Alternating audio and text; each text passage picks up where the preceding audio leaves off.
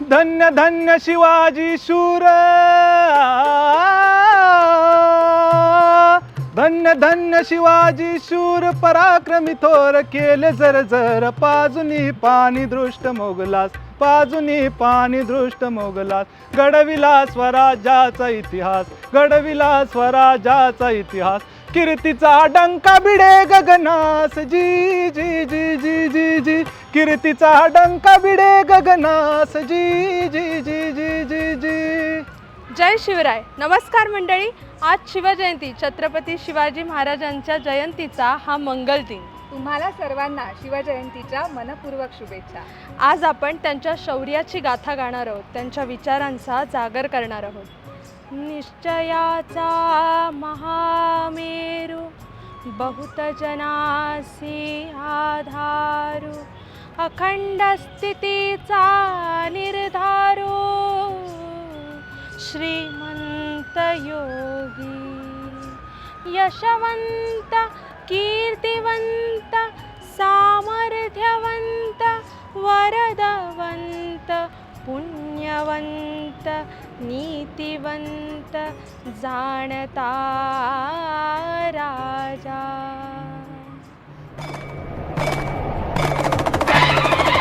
आस्ते कदम, आस्ते कदम, आस्ते कदम, प्रौढ प्रताप पुरंदर, क्षत्रिय कुलावतंस, सिंहासनाधीश्वर, राजाधिराज महाराज श्रीमंत छत्रपती शिवाजी महाराज की जय.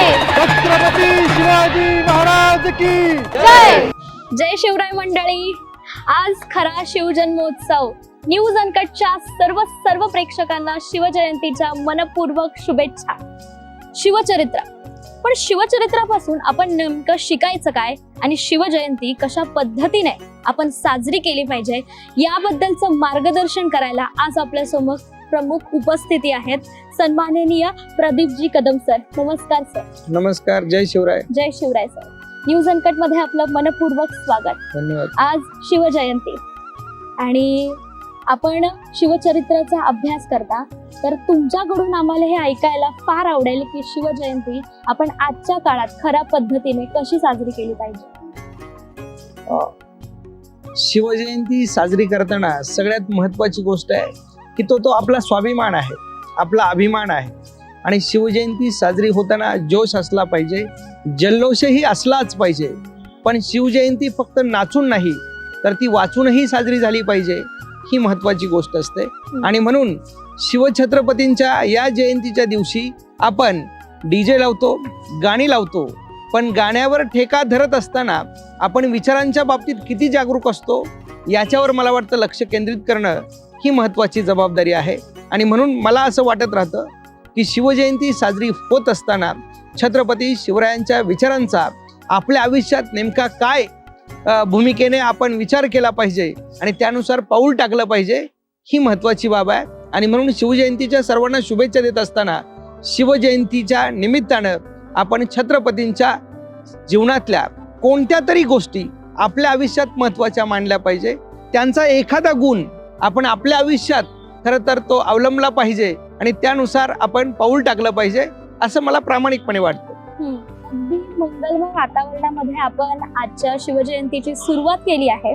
मात्र शिवचरित्रातली अशी कोणती गोष्ट आहे ज्याबद्दल आपण सुरुवात करायला पाहिजे सर? शिवाजी महाराजांचा जन्म हा होण्यापूर्वीची परिस्थिती काय होती आणि त्यांचं या पृथ्वी तलावर येणं किती महत्वाचं होतं याच्यावर मला वाटतं कधीतरी प्रकाश टाकला पाहिजे. आणि म्हणून शिवजयंतीच्या या आपल्या विचारांना सुरुवात करत असताना छत्रपतींच्या पूर्वी किंवा शिवाजी महाराजांच्या जन्मापूर्वी इथला माणूस अस्वस्थ होता, त्याला स्वतःच्या मर्जीने जगता येत नव्हतं. त्यावेळेस एखाद्या स्त्रीला काय वाटतं याच्यावर विचार होणं, जसं जिजाऊंना वाटलं की इथल्या मंदिरांवर भगवे खरं तर फडकले पाहिजे, इथल्या रस्त्यांवर गालीचे अंथरले गेले पाहिजे, इथली महिला सुरक्षित असली पाहिजे, इथल्या रयतेला स्वातंत्र्यानं आणि स्वाभिमानानं जगता आलं पाहिजे, म्हणून घोड्यावर बसावं, हातात तलवार घ्यावी, वेगानं दौडत सुटावं, असं जिजाऊंना वाटलं. आणि जिजाऊ त्यावेळेस गरोदर होत्या. बाळाचे पाय पाळण्यात दिसतात असं आपण म्हणत असतो. पण त्यासाठी गरोदर असणाऱ्या मातेच्या पोटात जेव्हा बाळ असतं तेव्हा त्याच्या जन्मापूर्वी ती स्त्री काय विचार करते, ती काय भूमिका घेते, ती कसं वर्तन करते, याच्यावर येणारं बाळ खरं तर काय करणार आहे याची नक्कीच पूर्वकल्पना येत असते. आणि म्हणून शिवजयंतीच्या निमित्तानं शिवाजी महाराजांचा जन्म ज्या दिवशी झाला त्या 19 फेब्रुवारीला जन्म होण्यापूर्वीची परिस्थिती इथली समजून घेताना आणि त्याविषयी भाष्य करताना की इथं सूर्य उगवलाच पाहिजे, कारण इथला जो खरं तर त्यावेळेस स्वातंत्र्य नसताना जो अंधकार होता तो अंधकार मिटवण्यासाठी एक युगपुरुष सूर्यरूपी जन्माला येणं ही भूमिका महत्वाची ठरते. हो अगदी सर, तो जो काळ होता, तुम्ही त्या काळाचं जे वर्णन केलं आता, त्यावेळेस असं होतं की सूर्यास्ताच्या वेळेस शिवरायांचा जन्म झाला होता आणि सूर्यास्ताच्या वेळेस एका नवीन सूर्याचा उदय झाला आपण असं म्हणू शकतो. मात्र आत्ताची सद्यस्थिती जर आपण पाहिली तर त्या काळामध्ये असं म्हटलं जातं की शिवरायांची खरोखरच गरज आहे. ती गरज कशामुळे भासतीये, काय वेगळं पण असं जाणवतंय आता तुम्हाला? शिवाजी महाराजांची गरज आजही आहे. त्याचं एकमेव कारण आहे की आत्ताची जी युवा पिढी आहे, आपण काळ जरी आधुनिक म्हटलो तरी सुद्धा आधुनिक काळामध्ये काही मूल्य जपली पाहिजे, काही विचार जे समाजासाठी, राष्ट्रासाठी आणि किंबहुना कुटुंबासाठी महत्त्वाचे आहे, हे सगळे विचार आणि हे सगळे पैलू शिवचरित्रात सापडतात. आणि शिवाजी महाराजांनी आपली राष्ट्राविषयीची भूमिका पार पाडत असताना, समाजासाठी स्वराज्य नावाची संकल्पना सत्यात आणत असताना या सगळ्या गुणांचा विचार तेव्हाही केला होता. आणि आज सुद्धा जर भरकटलेल्या समाजाला किंवा युवा पिढीला जर पुन्हा एका चांगल्या दिशेवर आणि ध्येयाच्या दृष्टीने जर त्यांना आपल्याला मार्ग दाखवायचा असेल तर छत्रपती शिवाजी महाराजांचे विचार हे लक्षात घेणं गरजेचं आहे. सर आता तर जर आपण विषय काढलाय की स्वराज्य, मात्र काय आहे खरं स्वराज्य, याची परिभाषा काय आहे? स्वराज्य या शब्दामध्ये 2 शब्द अंतर्भूत आहे, स्व आणि राज्य. स्व म्हणजे स्वतःचं राज्य. इथल्या प्रत्येक माणसाला, रयतेला असं वाटत होतं की हे राज्य आपलं आहे. ही आपली स्वराज्य नावाची संकल्पना ही आपल्या समोर खरं तर मूर्त रूपाने पुढे येते आहे, सत्यात उतरते आहे. ही इथल्या माणसांना जाणीव करून देणं आणि त्या जाणीवेपोटी त्या माणसाला त्या स्वराज्यासाठी आपण स्वतः पुढे आलं पाहिजे आणि स्वतः आपण काम केलं पाहिजे हे वाटणं, हे स्वराज्य या संकल्पनेमध्ये छत्रपती शिवाजी महाराजांनी, राजमाता जिजाऊ साहेबांनी, शहाजीराजांनी इथल्या माणसाच्या मनामध्ये पेरलं. आणि म्हणून इथल्या प्रत्येक माणसाला, प्रत्येक मावळ्याला त्यावेळच्या वाटायचं की हे आपलं राज्य आहे, हे स्वतःचं राज्य आहे आणि त्यासाठी तो माणूस कष्ट करायला, वाटेल ती गोष्ट करण्यासाठी तयार होत होता. अगदी. मात्र सर जर आपण आता सद्यस्थिती पाहिली तर आपण म्हणतो की आपण लोकशाहीमध्ये वावरतो. लोकशाहीमध्ये जरी लोकशाहीचा अर्थ स्वराज्य म्हणून म्हणतो, मात्र सध्याची जी परिस्थिती आहे, राजकारण वगैरे, त्यामध्ये छत्रपती शिवरायांचा नावाचा जो उल्लेख आहे तो फक्त मुखावरती असतो, मात्र त्यांच्या मनात नसतो. तर कशा पद्धतीने शिवरायांचे वेगवेगळे जे चित्र आहेत ते समाजासमोर लोक मांडतायत, त्याबद्दल काय मत आहे आपलं? साक्षीताई, तुम्ही विचारलेला प्रश्न सुद्धा अत्यंत महत्वाचा आहे. त्याचं कारण असं आहे की ज्याचं चारित्र्य सुंदर असतं तोच माणूस सुंदर दिसतो. मी सातत्याने नेहमी सांगतो की छत्रपती शिवाजी महाराज हे आयुष्यभर सुंदर राहिले आणि जो माणूस सुंदर असतो तो सगळ्यांना हवा हवासा वाटतो. आत्ताच्या राजकारणाकडे बघताना एक गोष्ट लक्षात येते की त्या ठिकाणी राजकारणातली ज्या काही गोष्टी आहेत किंवा चारित्र्य संवर्धन असेल, राजकारणामध्ये जो प्रामाणिकपणा आहे, राजकारणामध्ये जी तत्व आहेत ती आता पाळताना बहुतांशी दिसत नाहीत. आणि हे समाज म्हणून किंवा सर्वसामान्य नागरिक म्हणून आपल्या सहज लक्षात येतं. जसं पदासाठी तत्व पायदळी तुडवली जातात, पण छत्रपती शिवाजी महाराजांच्या चरित्रामध्ये आणि त्या स्वराज्यामध्ये त्या लोकशाही अर्थ लक्षात घेत असताना शिवाजी महाराजांच्या काळात तत्वांना महत्त्व दिलं जात होतं. तत्वासाठी माणसं वाटेल ते करायला तयार होते. आता तत्वांपेक्षा पदं जर महत्त्वाची वाटत असतील तर ही राजकारणातली माणसं त्या तत्वांना पायदळी तुडवताना दिसतात आणि पदासाठी वाटेल ते करायला तयार होतात आणि किंबहुना करताना दिसतात. तेव्हा सर्वसामान्य नागरिक म्हणून इथला प्रत्येक माणूस असा विचार करतो की आता राजकारणात तत्व पाळली जात नाही, हे सर्रासपणे तो म्हणतो. दुसरी गोष्ट, तो असं म्हणतो राजकारणाला काही अर्थ उरला नाही. हा सर्वसामान्य माणूस जेव्हा असा म्हणतो तेव्हा आपल्या लक्षात येतं की छत्रपती शिवाजी महाराजांच्या काळातल्या त्या स्वराज्यामध्ये त्या लोकशाही व्यवस्थेची ती पार्श्वभूमीच होती. आणि त्या ठिकाणी तिथे प्रत्येक माणूस मला जे काम दिलंय ते महत्त्वाचं समजून काम करत होता. प्रत्येक त्यावेळेचा सैनिक असेल, पदाधिकारी असेल, छत्रपती शिवाजी महाराजांच्या प्रशासनातला कोणताही अधिकारी हा तत्वांपेक्षा वेगळा जर वागला तर राजे त्याला शिक्षा करत होते. आणि मग शिक्षा ही ती अशी साधी नव्हती, आज अटक केली आणि उद्या सोडलं. अनेकांचा कडेलोट शिवाजी महाराजांनी केलेला आहे. शिक्षा जर व्यवस्थित असेल, शिक्षा जर महत्त्वाची असेल तर माणसं तत्वाला महत्त्व देतात. आणि म्हणून शिवाजी महाराजांच्या काळामधल्या प्रत्येक अधिकाऱ्याने तत्वाला महत्त्व दिलेलं आहे. दुसरी एक गोष्ट जाणवते की शिवाजी महाराजांनी एखाद्या अधिकाऱ्याला जास्त काळ किंवा अनेक वर्षे एका गावामध्ये किंवा एका ठिकाणी ठेवलेलं दिसत नाही.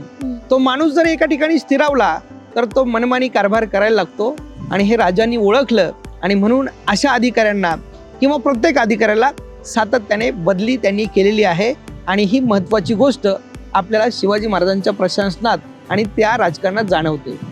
ते प्रशासन उभं राहिलं, स्वराज्य उभं राहिलं, मात्र त्याआधी शिवरायांची जी दूरदृष्टी होती ती अतिशय कौतुकास्पद आहे. मात्र त्यांच्यावरती जे झालेत ते त्यांचे सुसंस्कार, आणि ते सुसंस्कार त्यांना देणारी म्हणजे मा जिजाऊ.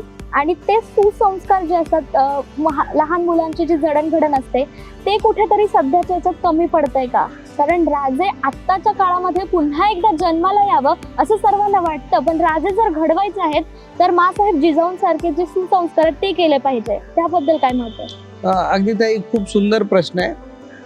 जिजाऊ साहेबांनी शिवाजी महाराजांवर संस्कार करत असताना महत्त्वाची गोष्ट लक्षात घेतली की त्यांना रामायणाच्या गोष्टी सांगितल्या, महाभारताच्या गोष्टी सांगितल्या. पण हे सांगत असताना आत्ताची जी आई आहे ती मुलाला झोप लागत नाही म्हणून गोष्ट सांगते, पण जिजाऊंनी शिवबांना गोष्ट सांगताना त्याची झोप उडेल अशा गोष्टी सांगितलेल्या आहेत. आणि म्हणून कधीतरी विचार लक्षात येतो की तो प्रामुख्याने जाणवतो. जसं जिजाऊ साहेब छत्रपती शिवाजी महाराजांना बालपणी म्हणायच्या, शिवबाराजे वेद पाठ करता येतील, महाभारत वाचता येईल, रामायण सुद्धा पाठांतर करून सांगता येईल, पण रामायण वाचून फक्त महाभारत पाठ करून किंवा नुसते वेद लक्षात घेऊन राजा होता येत नाही. यशस्वी राजा व्हायचं असेल तर सर्वसामान्य माणसांच्या वेदना जाणल्या पाहिजे. जो वेदना जाणतो तो खरा राजा असतो. हे संस्कार शिवाजी महाराजांना लहानपणी राजमाता जिजाऊ साहेबांनी दिलेले आहेत. आणि सातत्याने आपल्या मुलावर संस्कार करताना एक सजग स्त्री, जसं माझ्या वाचण्यात आलेली गोष्ट आहे की 1970 साली होमस्कूलिंग संकल्पना आली, ती ही परराष्ट्रात आली. पण मला वाटतं 1630 पासून 1645 पर्यंत राजमाता जिजाऊ यांनी ही होमस्कूलिंग म्हणजे घरच्या घरी शिक्षण आणि प्रशिक्षण ही संकल्पना जगात पहिल्यांदा अंमलात आणली. आणि म्हणून राजे लहानपणापासून असा व्यापक विचार, सर्वसामान्य माणसाचा विचार, इथल्या राष्ट्राचा विचार आणि सर्वांगीण माणसाच्या प्रगतीचा विचार अर्थात मानवतेचा विचार लहानपणापासून करायला शिकले. आता तो मानवतेचा जो विचार आहे, पण सद्यस्थितीत असं आहे की सर्वजण आपल्याबद्दलचा विचार करतायत, त्याबद्दल काय म्हणतो? प्रत्येक माणसाने आपल्याबद्दल विचार केला पाहिजे आणि तो करणं महत्त्वाचंही असेल. पण शिवाजी महाराजांनी हा आपला वैयक्तिक विचार करताना त्या काळात समजा जे मावळे होते त्यांना आर्थिकदृष्ट्या सक्षम केलं तर उरलेला वेळ ते आपल्या स्वराज्यासाठी देतील. म्हणून आर्थिकदृष्ट्या त्याची जी गरज आहे हे लक्षात घेऊन ती गरज पूर्ण केली. आणि मग त्याच्या मनामध्ये, तिथल्या सर्वसामान्य माणसाच्या मनात हा स्वराज्याचा विचार पेरलाय की ज्यामुळं माणूस, त्या काळातला प्रत्येक मावळा किंवा सैनिक किंवा प्रत्येक नागरिक त्यावेळेस म्हणायचा की हे राज्य आपलं आहे, शिवाजी राजे हे आपले राजे आहेत, हे माझे राजे आहेत. त्यांनी सांगितलं ती गोष्ट करता आली पाहिजे आणि ती करण्यासाठी वाटेल ते करायला मी तयार आहे.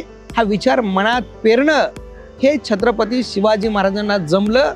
म्हणून इथं प्रत्येक माणूस त्या स्वराज्यासाठी उभा राहिलेला आपल्याला बघायला मिळतो. ते लहान मुलांना आपण म्हणतो की बालपणापासून त्यांना शिकवलं गेलं पाहिजे, हे काम जे आहे ते शाळेमध्ये केलं पाहिजे. तर मुलांनी छत्रपती शिवरायांकडे कशा पद्धतीने पाहायला पाहिजे सर? खूप छान प्रश्न आहे ताई. आत्ताची पिढी सोशल मीडियामध्ये अडकताना दिसते आणि अशा काळामध्ये सोशल मीडियाचा प्रभाव मुलांवर पडतो आहे. फार पडतो. आणि अशा निमित्ताने एक प्रसंग शिवचरित्रातला मला महत्त्वाचा वाटतो.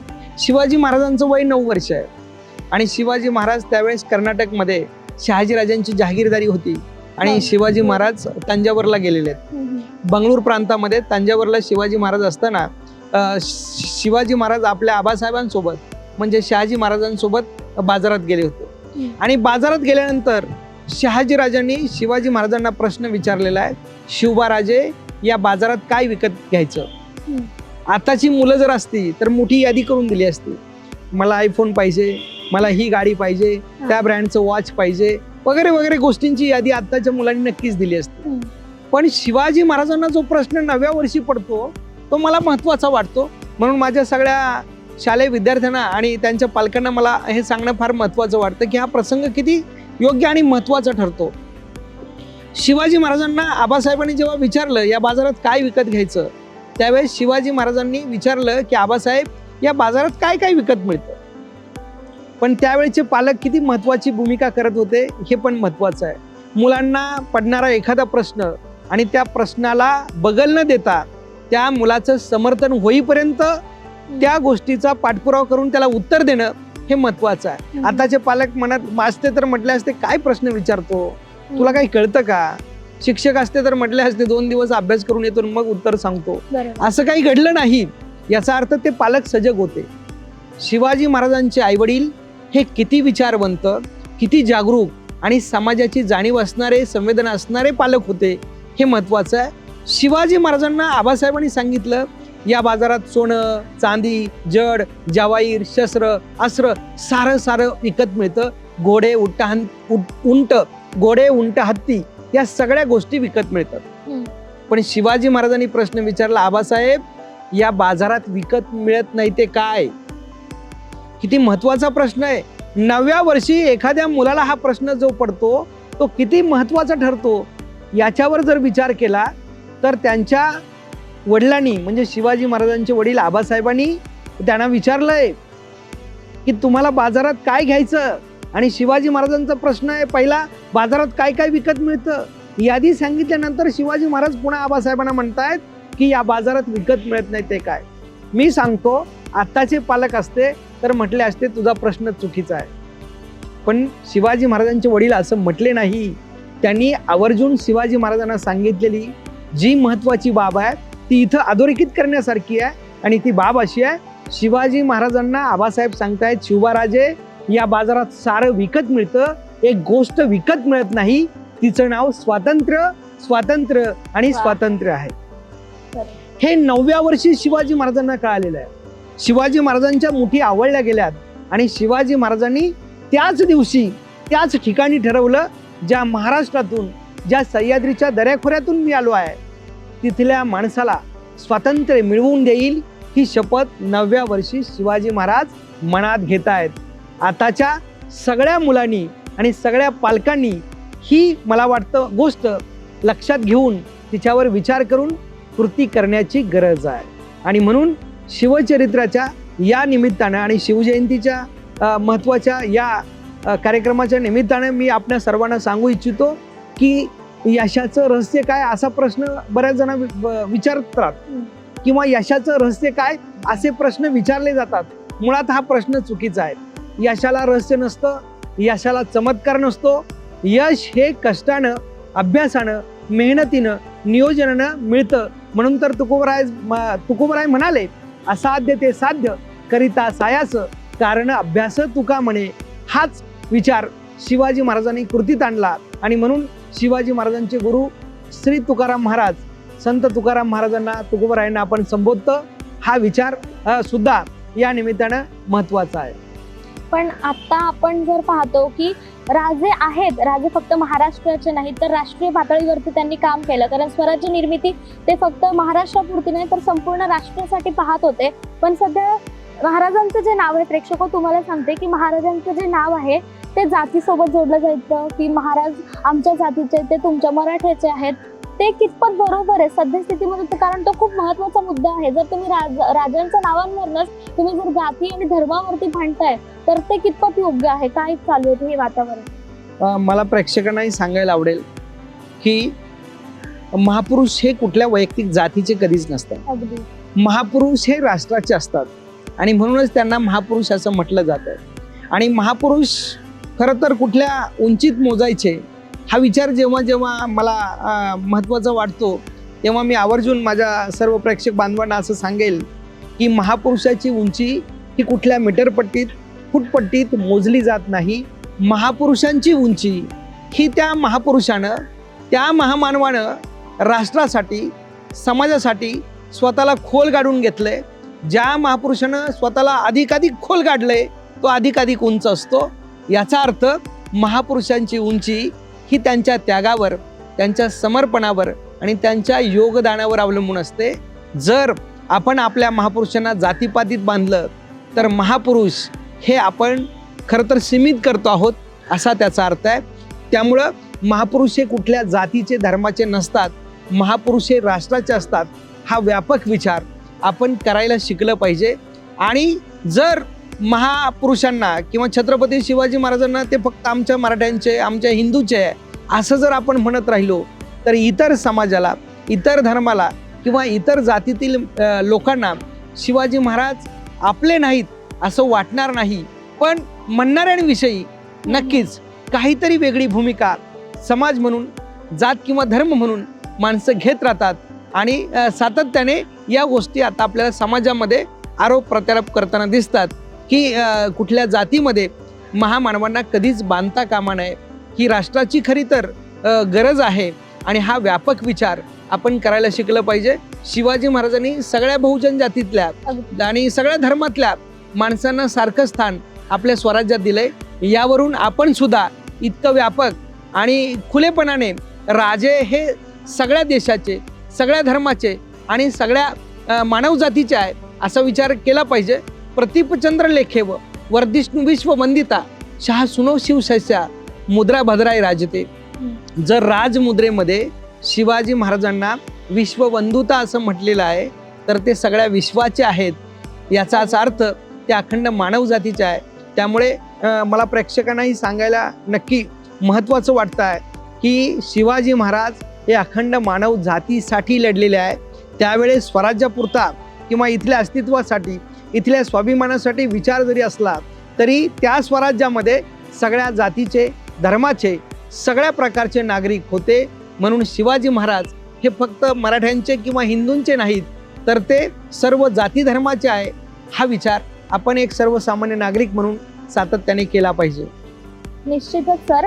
आता मी परत आपल्या मुद्द्यावरती येते की आपण शिवचरित्रावरती, की शिवचरित्रापासून काय शिकायला पाहिजे.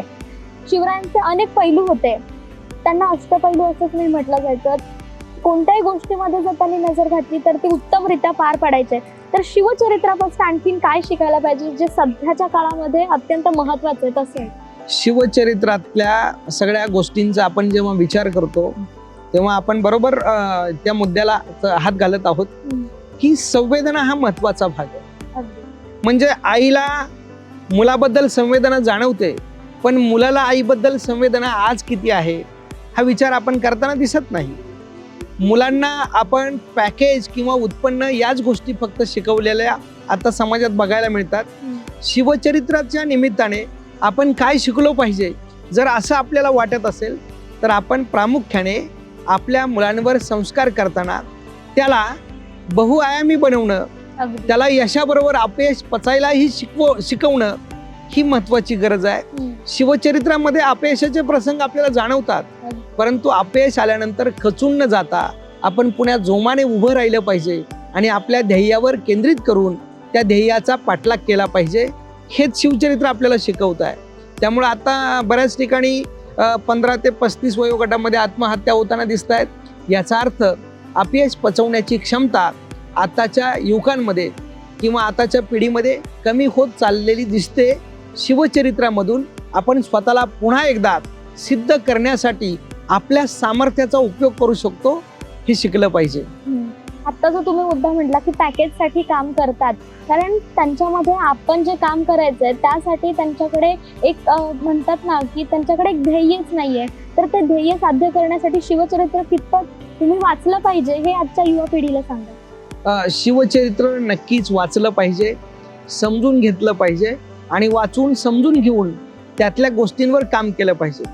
साधी गोष्ट आहे बघा, अफजल खानाचा कोथळा शिवाजी महाराजांनी बाहेर काढला असं आपण म्हणत असतो, पण ही अफजल खानाची जी वधाची गोष्ट किंवा प्रसंग आहे, त्यावेळेस जर आपण विचार केला तर मावळ्यांना शिवाजी महाराजांनी अगोदर काही महिने सांगितलं की अफजल खान चालून येतोय, अंगरक्षक घेऊन येतोय, मलाही अंगरक्षक निवडायचे आहेत, तुमच्यापैकी कोण कोण यायला तयार आहे.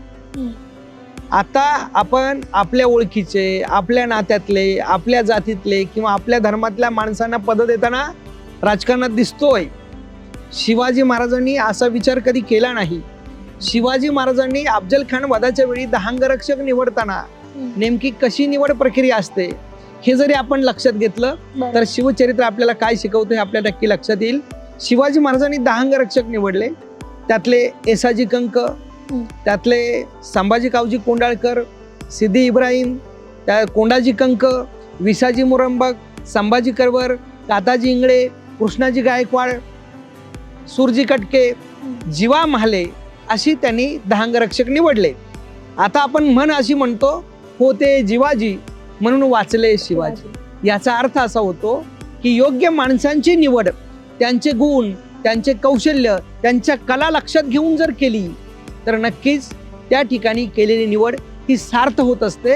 आणि शिवचरित्रामध्ये हेच बघायला मिळतं, ज्याला जे आवडतं ते काम दिलं पाहिजे, ज्याला जे जमतंय ते त्याला दिलं पाहिजे, ज्याला जे गुण आत्मसात त्याने केलेले आहेत ते कौशल्य आहे, असे कौशल्य, असे गुण, ती तत्परता, या सगळ्या गोष्टी लक्षात घेऊन जर एखाद्या माणसाला पद किंवा ती महत्त्वाची भूमिका दिली तर तो माणूस ते काम यशस्वी करतो. आणि हे आजच्या पिढीने लक्षात घेण्यासारखं आहे. म्हणून तुम्ही आता पॅकेजचा जो प्रश्न विचारला ताई, तो महत्त्वाचा मला असा वाटतो की पॅकेज म्हणजे करिअर नसतंच. पॅकेज म्हणजे जर करिअर असतं तर ज्याला 20 लाख उत्पन्न आहे त्याने आत्महत्या कशाला केली असती. आता करिअरचा विचार करताना शिवचरित्रातून आपण लक्षात घेतलं पाहिजे की आर्थिक स्थैर्य तर मिळालंच पाहिजे, पण महत्त्वाची गोष्ट मानसिक समाधान लाभलं पाहिजे. आणि तिसरी गोष्ट, काम करताना त्या कामातला आनंद मिळाला पाहिजे. या 3 गोष्टी जर आपल्या लक्षात आल्या तर खरं करिअर होतंय असं आपल्या लक्षात येतं. या शिवाजी महाराजांच्या हिंदवी स्वराज्यामध्ये मावळ्यांनी संरक्षण क्षेत्रात आपलं करिअर केलं, पण हे करिअर करत असताना त्यांनी ते काम प्रामाणिकपणे, मनाला समाधान देणारं, आनंद देणारं आणि त्याचबरोबर त्यांच्या आर्थिक गोष्टी पुरवणाऱ्या गोष्टी शिवाजी महाराजांनी दिल्या, म्हणून त्या मावळ्यांचं करिअर त्यामध्ये घडलेलं दिसतं. आताच्या सगळ्या माझ्या युवक बांधवांना शिवजयंतीच्या निमित्ताने मी सांगेल की आपण 3C फॉर्म्युला शिकलं पाहिजे. शिवचरित्रातनं काय शिकलो तर 3C फॉर्म्युला. पहिला C म्हणजे कॉम्पिटिशन, दुसरा C म्हणजे चॅलेंज आणि तिसरा C म्हणजे चेंज. ज्याला कॉम्पिटिशनमध्ये उतरायचं आहे त्याने चॅलेंजेस स्वीकारले पाहिजे आणि स्वतःमध्ये चेंज केला पाहिजे. हा 3C फॉर्म्युला मला वाटतं शिवचरित्र आताच्या या आधुनिक काळातल्या संगणक युगातल्या पिढीला शिकवतो आहे, पण हे आपण समजून त्यानुसार काम करायला शिकलं पाहिजे, हे महत्त्वाचं ठरणार आहे. निश्चितच सर, एक असा कोणता प्रसंग जो आज शिवजयंती निमित्त तुम्ही प्रेक्षकांना सांगू इच्छिता? शिवजयंती निमित्त मला भावणारा आणि माझ्या सगळ्या प्रेक्षक बांधवांना आणि समाजाला किंवा समाजातल्या सर्व घटकांना जर सांगायचा झाला तर प्रसंग मला महत्त्वाचा जो वाटतो तो असा आहे ताई, की ज्याला आई कळली, ज्याला बहीण कळली, ज्याला स्त्रीचं महत्त्व कळलं, तो माणूस कधीच समाजाला वेगळ्या किंवा वाईट दृष्टीने बघत नाही.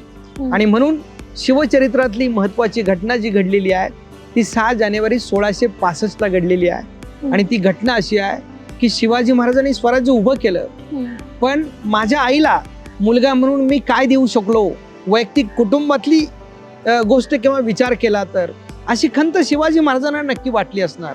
आणि म्हणूनच शिवाजी महाराजांनी त्या 6 जानेवारी 1665ला असं ठिकाण निवडलं जे महाबळेश्वर आहे. जिथं स्वयंभू शिवलिंगाचं मंदिर आहे, जिथं 5 नद्यांचा संगम आहे, कृष्णा, कोयना, वेण्णा, गोवित्री, सावित्री, 5 नद्यांचा संगम असलेलं ठिकाण आणि स्वयंभू शिवलिंगाचं मंदिर असलेलं ठिकाण महाबळेश्वर, तिथं भव्य असा एक मंडप टाकला आणि त्या मंडपामध्ये एक तराजू उभा केला. माझ्या आईची सुवर्ण तुला करायची आहे, हा विचार राजांच्या डोक्यात आहे आणि राजांनी आईची सुवर्ण तुला केलेली आहे. सुवर्ण तुला करताना या छत्रपती शिवाजी महाराजांनी त्या एका बाजूला आईला पारड्यात बसवलं आणि दुसऱ्या पारड्यात स्वतःच्या हातानं सोन्याच्या मोहरा टाकत राहिले. तो मोहरांचा हात जिजाऊ साहेबांनी पाहिला तेव्हा जिजाऊ साहेब विचार करत होत्या, हा हात शिवबाचा. मी वयाच्या शिवबाचं वय 5-6 वर्ष असताना जुन्नरच्या शिवनेरी किल्ल्यावरून घेऊन पुण्यात आले होते. आज या हातानं स्वराज्य उभं केलं, ते एवढ्या उंचीवर नेलं की बघणाऱ्याची मान दुखावी, ते एवढ्या उंचीवर नेलं की बघणाऱ्याच्या डोक्यातली टोपी खाली पडावी, एवढी उंची स्वराज्यानं गाठली. पण हा विचार करत असताना जिजाऊ साहेबांनी त्यांच्या मनामध्ये दुसरा विचार आला. तो असा आला होता की महाभारतामध्ये कुंतीची सुवर्ण तुला केली गेली होती, ही सुवर्ण तुला 5 पांडवांनी केली होती, माझी सुवर्ण तुला माझा एकटा शिवबा करतोय, हे भाग्य फक्त माझ्या पदरात आहे. हा अभिमान जिजाऊंना वाटत होता. आजच्या प्रत्येक आईला किंवा प्रत्येक बापाला सुद्धा माझा मुलगा हा समाजातला आदर्श व्हावा आणि त्यानं कुटुंबाबरोबर समाजाला सुद्धा काहीतरी आदर्श द्यावा, इतरांसाठी तो विलक्षण वेगळा ठरावा असं वाटणं साहजिक आहे. पण हे जर नुसतं वाटून उपयोग नाही, ते प्रत्यक्ष कृतीत आलं पाहिजे आणि ती कृती जर आजच्या युवा पिढीकडून घडवायची असेल किंवा युवा पिढीला करावी असं वाटत असेल तर शिवचरित्र हा त्यासाठी एक उत्तम मार्ग आहे. म्हणून शिवचरित्रातल्या या महत्त्वाच्या प्रसंगांचा विचार करून आजच्या युवा पिढीनं छत्रपती शिवाजी महाराजांच्या जीवनातल्या या महत्त्वाच्या गोष्टी आणि महत्त्वाच्या गुणांवर विचार करून त्या कृतीत आणायला शिकलं पाहिजे. नक्कीच सर, म्हणजे शिवकालीन युग म्हणजे तो एक सुवर्ण युग होता की काय तो पराक्रमी वीर, त्याच्या रयतेमधला प्रत्येक एक ना एक माणूस जो होता तो सुखी होता. मात्र आता जर छत्रपती शिवाजी महाराज असते तर काय स्थिती असते? शिवाजी महाराज असायला पाहिजे आपण सगळेजण म्हणतो, पण असते तर त्यांनी काय केलं असतं हा विचार सुद्धा फार महत्त्वाचा. आत्ता शिवाजी महाराज असते तर आत्ताच्या काळात हातात तलवार किंवा हातात काही लढण्याचं शस्त्र घेऊन लढायची वेळ आली नसती, कारण आत्ताचा काळ तसा नाही आहे. पण आत्ता शिवाजी महाराज असते तर देशाच्या सर्वोच्च पदावर ते बसले असते आणि सर्वोच्च पदावर बसून शिवाजी महाराजांनी इथल्या प्रत्येकाला राष्ट्राबद्दलचं शिक्षण दिलं असतं की जेणेकरून आता बघा काही मुलं मला भेटतात तरुण आणि मला म्हणतात आज शिवाजी महाराज असते, तर मी त्यांना सांगतो शिवाजी महाराज अशा घाणेरड्या काळामध्ये जन्मालाच आले नसते. ही पहिली गोष्ट. आणि दुसरी गोष्ट, काही मुलं असं म्हणतात शिवाजी महाराज आज असते तर घोड्याऐवजी गाडीवर बसले असते. काही तरुण परत असं सांगतात शिवाजी महाराज असते तर आज हातात तलवार घ्यायच्या ऐवजी मशीन गन घेऊन बसले असते. काही मुलं सांगतात आज शिवाजी महाराज गाडीऐवजी हेलिकॉप्टरमध्ये बसले असते. पण मी त्यांना आवर्जून सांगत राहतो की आज शिवाजी महाराज असते तर देशाच्या सर्वोच्च पदावरच बसले असते आणि त्यांनी इथल्या युवकांना सक्तीचं पण देशभक्तीचं शिक्षण दिलं असतं. शिवाय शिवाजी महाराज असते तर इथला कोणताही माणूस एकमेकांचे पाय ओढत बसला नसता, उलट एकमेकांना पुढे जाण्यासाठी तो कायम मदत करत राहिला असता. आणि म्हणून आज शिवाजी महाराज हवे आहेत. शिवाजी महाराज असते तर दुष्ट वागणाऱ्यांना, वाईट काम करणाऱ्यांना त्यांनी सक्तीच्या शिक्षा सुद्धा केल्या असत्या आणि त्यासाठी मानव जातीचा विचार करूनच शिवाजी महाराजांनी हे निर्णय घेतले असते. आणि म्हणून आज शिवाजी महाराज हवे आहेत हे आपण म्हणत असतो. निश्चित सर, तुम्ही आता जे 1-2 प्रसंग सांगितले ते जे आहेत ते असा विचार करतात महाराज असे असले असते तर ते असे असते, मात्र ते असल्यापेक्षा महाराजांचे जे विचार आहेत ते आता असायला हवेत, आपण असं म्हणूयात का सर? नक्कीच. म्हणूनच शिवचरित्र हे केवळ किंवा शिवाजी महाराज हे केवळ जयंतीपुरते मर्यादित न ठेवता प्रत्येक दिवस हा शिवविचाराने सुरू झाला पाहिजे. आणि सकाळी जर शिवविचार आपल्या डोक्यात आले तर दिवसभर आपण आपल्या ध्येयासाठी, इथल्या राष्ट्रासाठी, इथल्या अस्मितेसाठी आणि समाजाला कोणत्याही प्रकारची हानी पोचणार नाही असा विचार करून आपण काम करत राहणार यात शंका नाही. म्हणून शिवविचारांची गरज ही आजही आहे, उद्याही राहणार आहे. आणि ती गरज भागवण्यासाठी शिवजयंतीच्या माध्यमातून आपण शिवचरित्र समजावून घेतलं पाहिजे, जाणून घेतलं पाहिजे. नक्कीच नक्कीच. आता शिवरायांचे हे जे विचार आहेत त्यांना जर आपण आचरणात आणलं आणि शिवजयंतीपेक्षा यापेक्षा चांगला क्षण तो नसणार. तर आज तुम्ही आलात, तुम्ही जी माहिती दिली ती नक्कीच प्रेक्षकांसाठी महत्त्वाची ठरेल. आणि आपण जर हे विचार आचरणात आणले तर स्वराज्यापासून सुराज्य व्हायला आपल्याला वेळ नाही लागणार. धन्यवाद सर, आपण आलं, नक्कीच मार्गदर्शन केलं, फार बरं वाटलं. आणि न्यूज अनकट कडनं आपल्याला मनपूर्वक धन्यवाद. धन्यवाद ताई. प्रेक्षकांनाही शिवजयंतीच्या मनपूर्वक शुभेच्छा. जय शिवराय. जय शिवराय. आणि अशा प्रकारे हा 3 दिवसांचा भव्य शिवोत्सव अविस्मरणीय ठरला. महाराजांच्या जीवनातला लय पैलू बघितलं. त्यांचा बाळ शिवबा ते योद्धा छत्रपती शिवाजी महाराज हा प्रवास, त्यांची आर्थिक नीती आणि त्यांचा वारसा, ह्या सगळ्या गोष्टी आपल्याला प्रेरणा देतात. फक्त घोषणाबाजीच नव्हे हा, तर त्यांचे विचार आचरणात आणूया. त्यांनी स्वराज्य निर्माण केलं, आपण सुराज्य घडवूया. जय शिवराय.